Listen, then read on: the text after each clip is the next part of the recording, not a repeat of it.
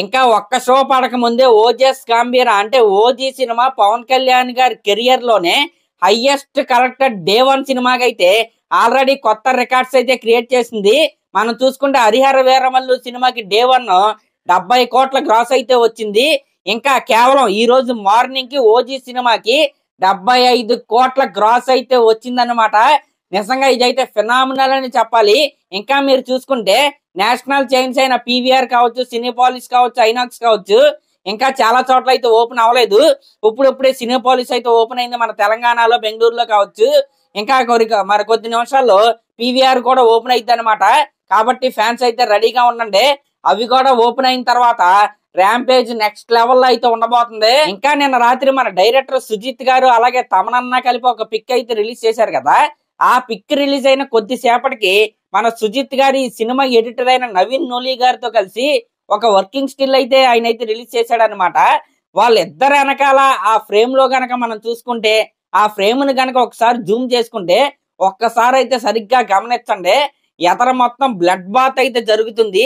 వెనకాల పవన్ కళ్యాణ్ గారు అలా నడిచొస్తూ అయితే ఉన్నారనమాట.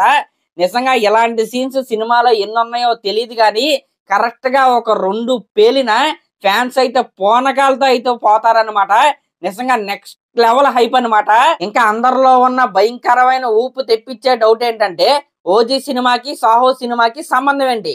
అసలు ఈ డౌట్ ఎప్పటి నుంచి వచ్చిందంటే అప్పట్లో ఓజీ సినిమాకి సంబంధించిన కొన్ని షూటింగ్ పిక్స్ అయితే బయటకు అయితే వచ్చాయన్నమాట. ఆ షూటింగ్ పిక్స్ లో కనుక మనం చూసుకుంటే వాజీ ఎక్స్పోర్ట్స్ అండ్ ఇంపోర్ట్స్ అని ఒక బోర్డు అయితే మనం అయితే చూసాం అప్పట్లో. అప్పటి నుంచి డౌట్ అయితే అందరికి స్టార్ట్ అయింది. ఇంకా ట్రైలర్ లో కూడా అదైతే క్లియర్ కట్ గా అయితే కనపడుతుంది. ఇక్కడ వాజీ సిటీ కనపడంగానే సాహోకి కనెక్షన్ ఏంటని మీరైతే అనుకోవచ్చు. సాహో సినిమా స్టోరీ, అసలైన స్టోరీ జరిగేదే ఆ వాజీ సిటీలో కదా. ఇంక ఇది పక్కన పెడితే మీరు సాహో సినిమా స్టార్టింగ్ లో రాయ్ స్టోరీ అయితే చెప్తాడనమాట. బొంబాయి నుంచి అక్కడికి వెళ్ళాడు. ఇదంతా ఎక్స్ప్లెయిన్ చేసేది ఎవరో శుభలేఖ సుధాకర్ గారు అన్నమాట.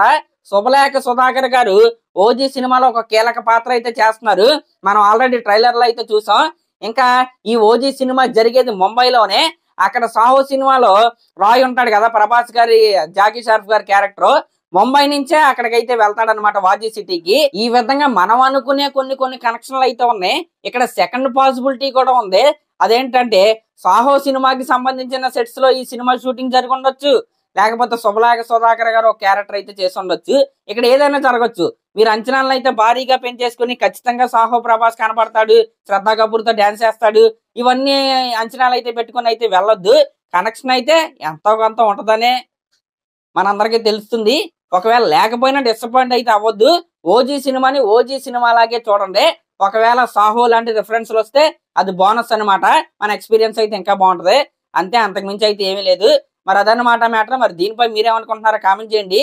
అలాగే మన ఛానల్ కనుక ఫస్ట్ టైం చూస్తున్నట్లయితే ఖచ్చితంగా సబ్స్క్రైబ్ చేసుకోండి. థ్యాంక్